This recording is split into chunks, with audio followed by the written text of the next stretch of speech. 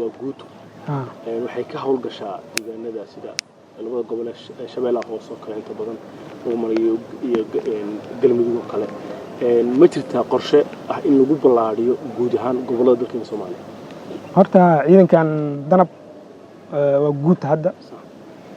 gobolada dalka dhan oo ka hawlgalaa baysaskaana meelaha qaar oo san ku lahayn maahan hadda maanta meel oo ka caagan oo ciidankan oo tagi karin ma jirto meelaha ay ayaga haystaan Ilaahay ka dhigay waa tagnaa jilib hadda soo shabaab ma xukum inta soo hawlgala ka fulin oo waa tagnaa buu aalada laftirkeeda waa la tagaa meel aan macnaha la tagin oo Soomaaliya ku taal oo la gaarin ma jirto oo waa la gaaraa qorshayaasha fog oo taliyaha xoog u dagsan waxa waaye in ciidankan meel walba oo Soomaaliya kamid ah baysas waaweyn ay ka sameystaan lana gaarsiiyo wadanka oo dhan qorshahaasna wuu yaalaa sida uu dhaqsaha badanna uu fuli doonaa du'aaliina insha Allah hawlgaladan joogtada ah waxay wadada u xaqeen in kooxahan gobolkooda dhacay nabadiidka al-shabaab la xaqiijiyo in la caydiso ama la baacsado sidee moralkiinu yahay marka aad la kulanto maadaama ay taliye guutada ciidankan sida gaarka u tababaran ee danab xukuumadda Soomaaliyeed sida ay uga qayb qaadanayaan hawlgalada dadka shacabka ah markay la kulmaan iyo dareenkooda wadanimo sidoo yahay dareenkooda wallahi waa wax aad ku soo jiidana oo marka aragtid shacabka Soomaaliyeed aad ciidanka u jecel waaye oo mar walba inuu ciidanka Soomaaliyeed hormaro dhulka dadka cadawga laga saar culays laga qaado dad aad u jecel waaye oo dhibaatadan iyo waxaan haysta laga dul qaado oo marka qaar xataa ayaga ku sii jeediyaa waxay ku leeyihiin meeshaas ay sii jiraan nimanka looga sii daba tago marka qaar ayaga waxay ku weydiiyaan xataa magaalo hebel goorma tagaysiin oo qabahaysiin goorma meel hebel aad tagaysiin wixina waa sir ciidan oo dabcan qofkii shacabka ay lama wadaagi karo laakiin balanqaadka anaga waa siinaa ilaa meel magaalo Soomaaliya kamid ah nimankaas ay joogan inaan anaga hubka dhigeen oo ku daba jirno oo la baacsan doona du'aaliina insha Allah nimankan hadda waa jabeen oo waxa u hara un wax yara u haray jabkoodin hadda waa almost hadda waa kala firdhadeen hadda san hadda ku qiimeey karna xaaladooda military marka fiirisid say u kala carareen say u kala maqan yihiin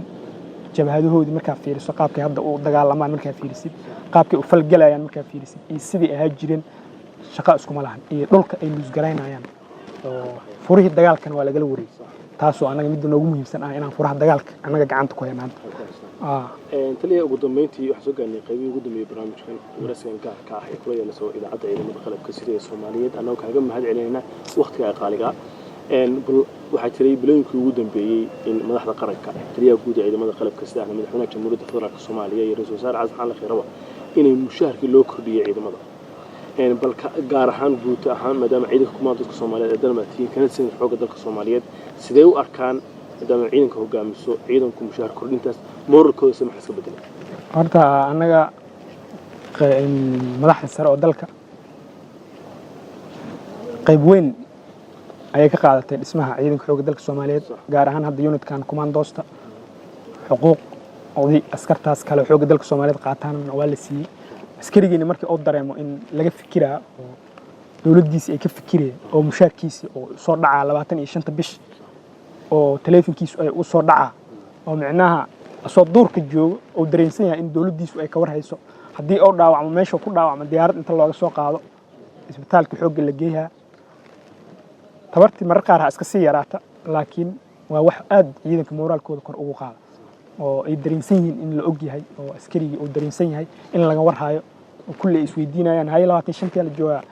kood bisha la jooga ay taleefanka lacagta u soo dhacdo meel fog laga yimid mararka qaar waxaa jirtay aanan 7 bilood 8 bilood waxba la qaaday tartiib waa la soo socday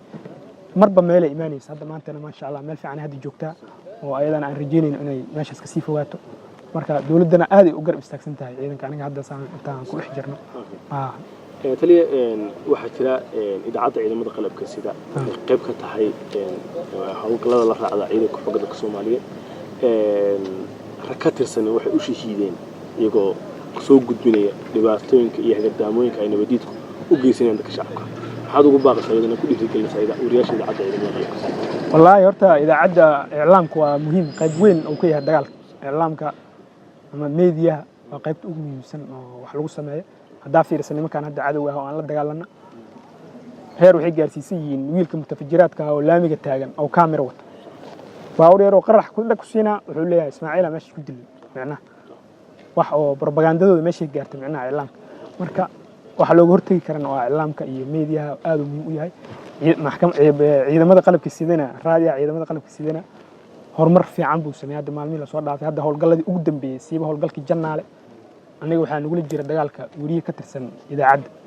oo aan arkaya xataa mararka qaar ciidanka inuu kasii horumara oo aan dareemayo geesinimada oo xabadii socota oo annaga naga horreeyay micnaha mararka qaar oo nagu garab orday xabadii socota oo uu duwanay micnaha taasna waxay muujinaysaa meesha ay idaacadda gaartay taasna waa wax aad soo dhaweynayno mar walbana howlgallada la aadan inay qayb ka noqdaan idaacadda ciidamada beenta ay nimankan sheegayaan ay soo tabiyaan wax runta ah oo xaaladda marka dhabtaa oo meeshaas taagan ay ummadda Soomaaliyeed u soo gudbiyaan aadan u soo jeedinaa waxa ku daawanaya shacab Soomaaliyeed waxa ku daawanaya shacab xorka ah kooxaha gobolkooda lacay waxa ku daawanaya shacab wali tuulooyinka Dhuumaaleysiga ku sugan yihiin nimankani ay ku hagardaamaynayaan ku dhibaataynayaan waxa ku daawanaya shacab Soomaaliyeed oo jecel ciidamada qalabka sida guud ahaan gaar ahaan ciidanka xoogga dalka Soomaaliya waxaad ugu baaqsay wallahi shacabka Soomaaliyeed meel walba joogaan horta shabaab sidiisaba waxa waaye waa cadow ummadda Soomaaliyeed waa Ismaaciil kaligiis cadow kuma aha ciidankan danab kaligiis cadow kuma aha ciidanka xoogga dalka Soomaaliyeed kaliya cadow kuma aha madaxda dawladda oo maanta noo talisa kaliya cadow kuma aha wixii dawladda u shaqeeya kaliya cadow kuma aha ay wixii cadow ku yihiin qof walba oo Soomaaliyeed oo nool ay ka soo horjeedaan waxaan taas daliil ku ah inay ka soo horjeedaan oo maalin walba aan aragnaa waxyaabihii hadda ugu dambeeyay ay sameynayeen hadda qarixii hadda ugu dambeeyay oo ka dhacay ex control saa arkaynay dad masaakiina oo subaxdaas ka soo sicir doontay oo maalintaas inay qutulyoomkooda raadsadaan u soo baxay ayay ku laayeen kii soo baawgeed waa ku laayeen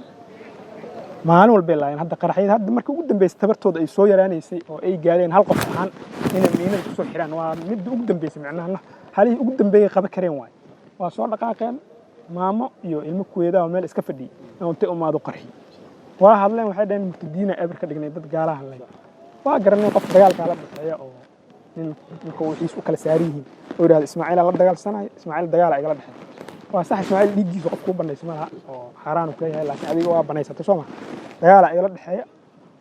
oo ku jihaada dagaalkaas waa wax idinkii ka dhaxeeyo dagaal socdo waayo laakiin qof shacab oo masaakiin oo meel iska fadhiya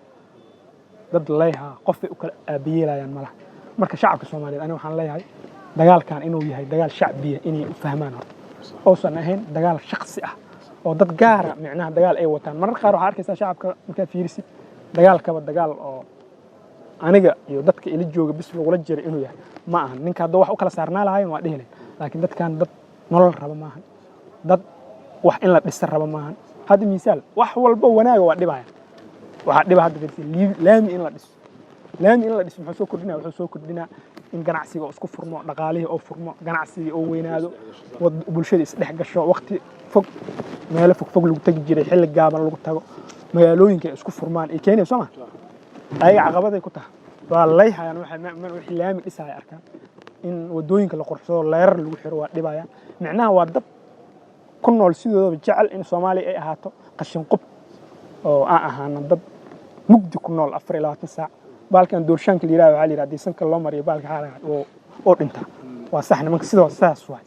marka ummadda Soomaaliyeed aniga waxaan leeyahay nimankan hal dhinac ha ka wada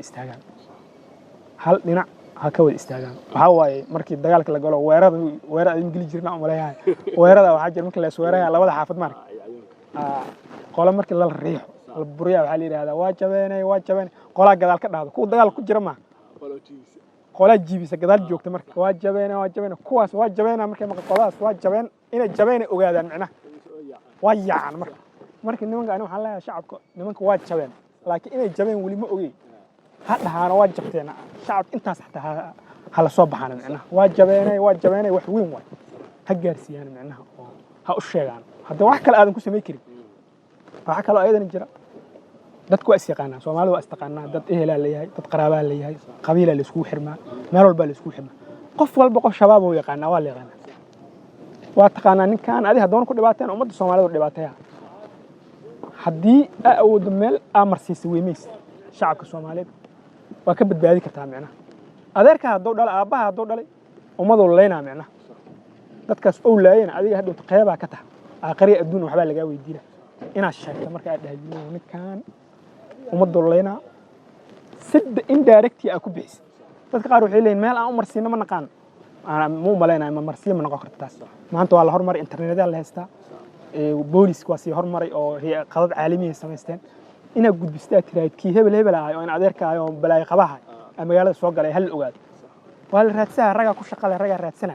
nala sugida joogto dabgeli booliska joogo shaqo kale aan lahayn oo magaalada joogo haddii duurka ay taana anaga joogno ku raadsayn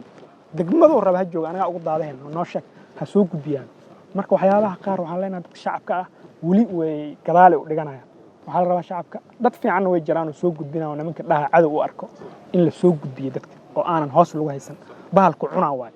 waxaa dhacaysa mararka qaar nin aad gudaha ku haysatay oo nin caadi ah u haysatay maalinta ku xigto idaacadaha ka aragta asoo dhahaxoo ahay oo istishaadiyaan galay oo islaamkii aan leeyahaa